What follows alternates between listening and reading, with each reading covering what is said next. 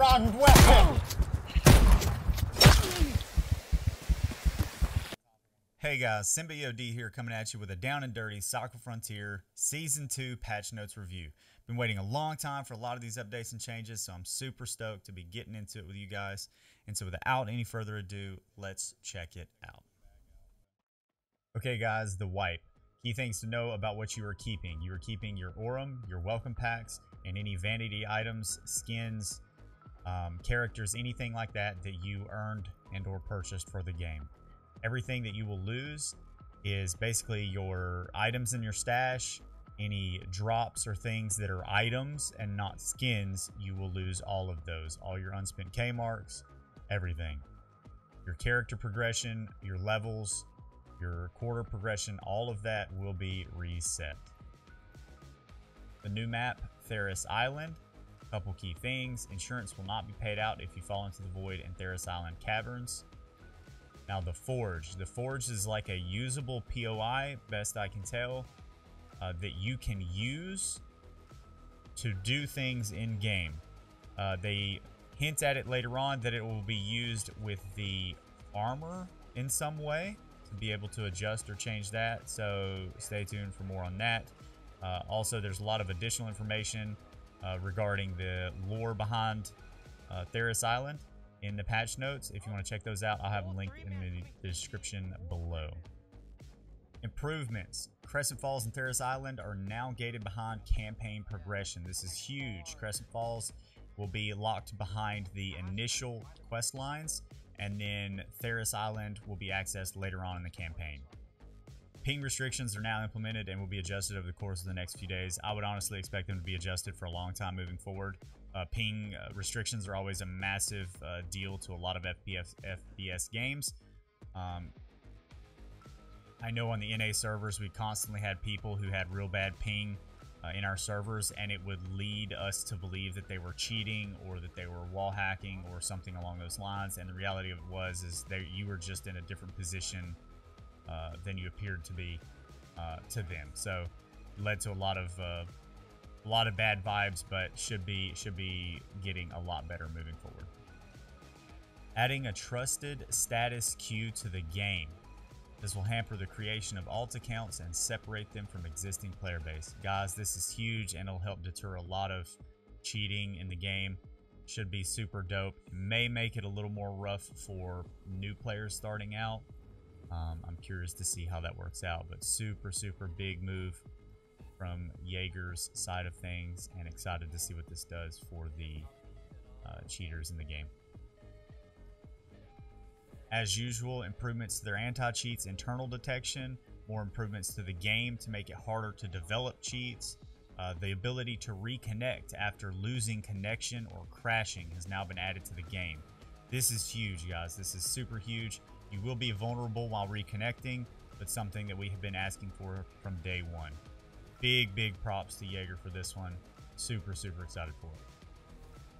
Fortuna Pass for Season 2 looks super dope.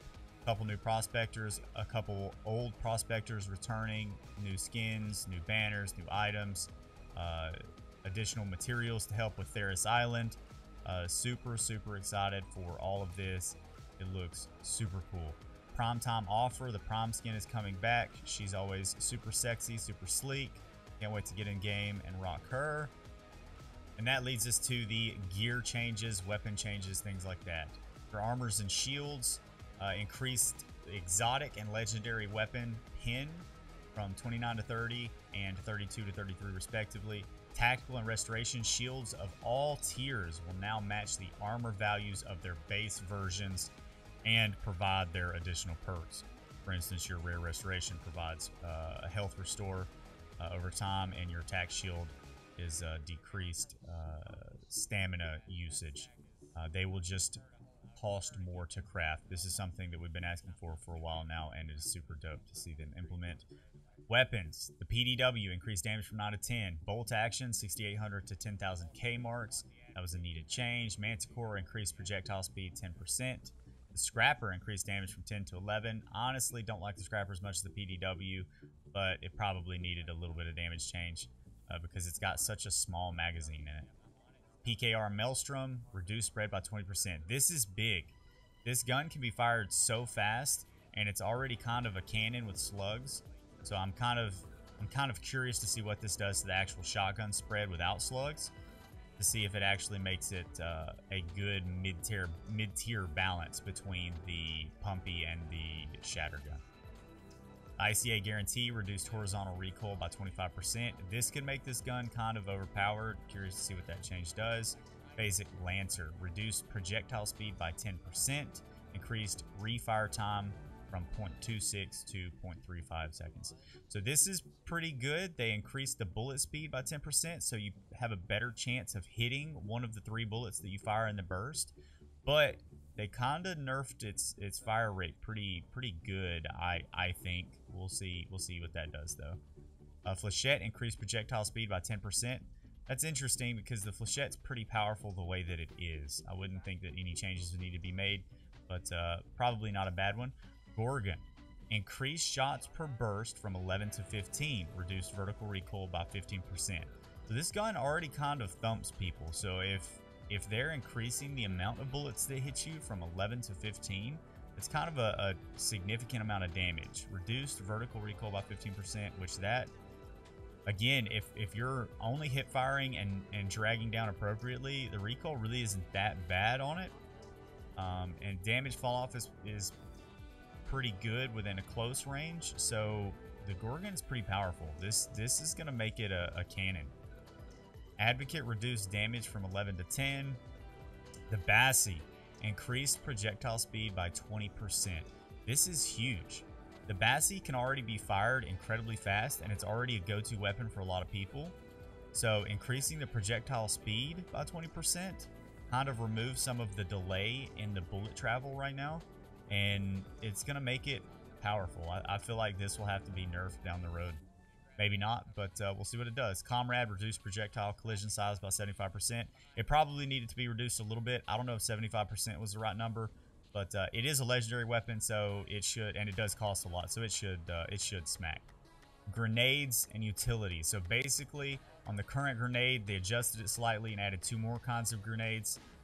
They all have kind of the same radius, but the key thing that you need to know is that the light has a 10 penetration, the standard has a 17 penetration, and the assault has a 30 pen. That is pretty significant. Also with the gas grenades, they can no longer be bought in shops, and they are locked behind a optional quest. That's probably pretty good. It'll help with some of that gas nade spam. Crafting cost has been increased from 300 to 1000 K marks. So since Tack helmets, Tack Shields now have the same armor value as the regular helmets, this is referring to the common armor that can be bought straight from the store. Their prices have been adjusted accordingly. Badham's Codex. This is basically something introduced to the game as a lore library, I guess. A history of Fortuna 3, history of the factions, so on and so forth. And it will be expounded upon as the game progresses. Okay, Crescent Falls changes. Loot tiers have been rebalanced. Nutrient Warehouse is now T5. Homes have been updated to T4. A new key room has been added to the Nutrient Warehouse.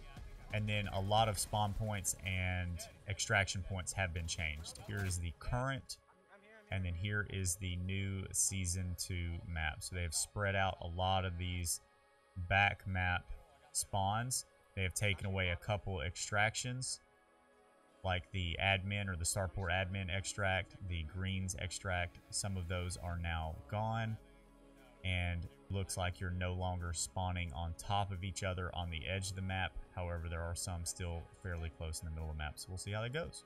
Okay, Marauder AI has changed a little bit, increased weak spot damage multiplier from 5 to 10. They've also increased the stagger thresholds for the first stagger and second stagger by double or more, so that'll be an interesting change. It'll also wander farther or move around more within its roaming radius. The puddle attack was reworked, so now instead of being on the ground for 10 plus minutes, it'll be on the ground for 30 seconds, but key point is it will be doing twice as much damage to you while you are in it per tick. The trajectory of the projectile was adjusted so it wouldn't hit the top of caves as much anymore. And then it seems like they increased the frequency of use while out of melee range. So be ready for that when you are just running by doing your knife runs, whatever the case may be. It also has a new melee attack. It is a quick swipe that does not expose the Marauder's weak spot, so be ready to dodge that. Okay, some general changes. They've improved some animations for animals around the map. Art-wise, they've improved canopies of trees. All the crates and containers have been reworked to help with FPS, and they have improved broken tree trunks to make them look like they have been ravaged by a storm. Okay, campaigns, what you need to know about that. Basically, there are 48 new missions. Awesome, awesome. Existing missions have been made less repetitive. Some numbers changed, some things removed, some things added, so on and so forth. New campaigns will guide you through Ferris Island and its depths. Okay, Miscellaneous. They have changed and adjusted the durability of key cards. Some more, some less uses. Very needed change. Added a lot of new loot points, natural resources, mineral nodes, and quest relevant items. More varied NPC voice lines added to Prospect Station. They've increased the frequency of distant lightning strikes during the storm by 50%. This is not to target players. This is more so to just light up the environment at night a little bit more. Increased overall stash size on the station by 5 slots. And here's a key thing. They took the old currency and scripts and added weight to them. Old currency now weighs 0.001. Scripts now weigh 0.1. I think this will offset a little bit because of the stash size being increased by 5 slots. But I think mainly it's going to help prevent or combat RMT, which is why they did it. Okay, light and standard grenades can now be found in daily crates.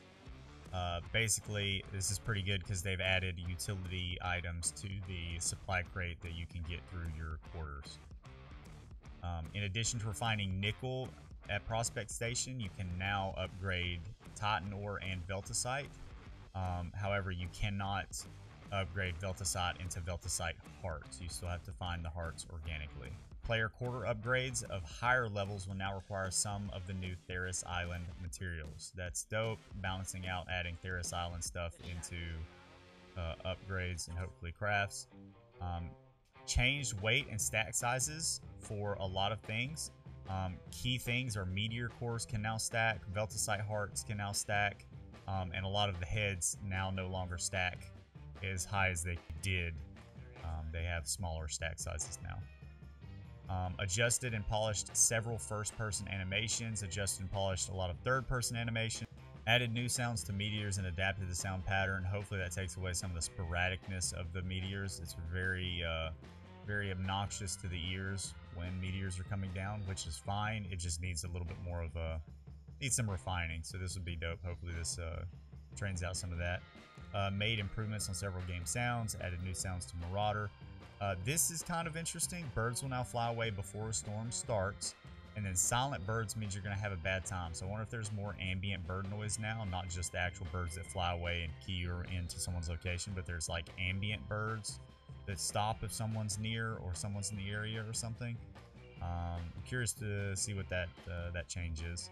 Pebbles are no longer considered a sound trap, but are a surface for footsteps now, so you will have running, walking, crouching, and jumping sounds on pebbles. Sound traps like bushes and glass shards only trigger after a certain threshold of movement. This is pretty key because before, if you even got close to it, or like the notes say, 1 pixel mouse movements, they would key that audio at full volume and everything. It was kind of obnoxious. You couldn't really creep through it at all. Increased uplinks activity radius. Interesting. The death recap screen will show additional information, including helmets and shields. Added a sorting option and selling menus. Stack sizes now show properly in any purchasable stacks of items in crafting stations and faction shops. Lastly, guys, you have bug fixes and known issues. There's always going to be bugs. There's always going to be issues with the game. Just make sure that you provide constructive criticism and give the developers as much information as possible towards fixing that issue. Don't just crap on the game and leave. It does nothing for anybody, and we want to build this game up, not tear it down. I'll leave a link to the patch notes in the description below. Thank you guys for watching so much. If you enjoyed the video or found it helpful, please like and subscribe as it's free to you and helps me out tremendously. Check out my other socials linked in the description below, and I will catch you in the next one.